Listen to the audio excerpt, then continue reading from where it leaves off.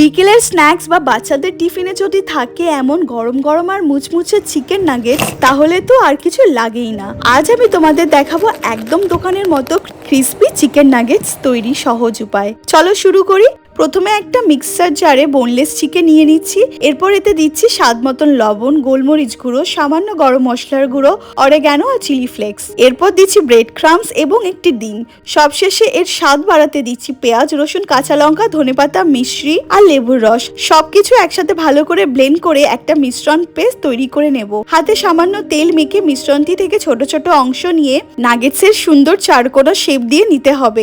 এবার নাগেটস গুলো আরো ক্রিস্পি করতে প্রথমে কর্নফ্লাওয়ারের ব্যাটারে চুবিয়ে নিয়ে তারপর ব্রেড ক্রাম্বসে ভালো করে কোট করে নিতে হবে। কড়াইতে তেল গরম করে নাগেটস গুলো এক এক করে ছেড়ে দেব। মাঝারি আছে উল্টে পাল্টে সোনালি আর মুচমুচে হওয়া পর্যন্ত ভাজতে হবে।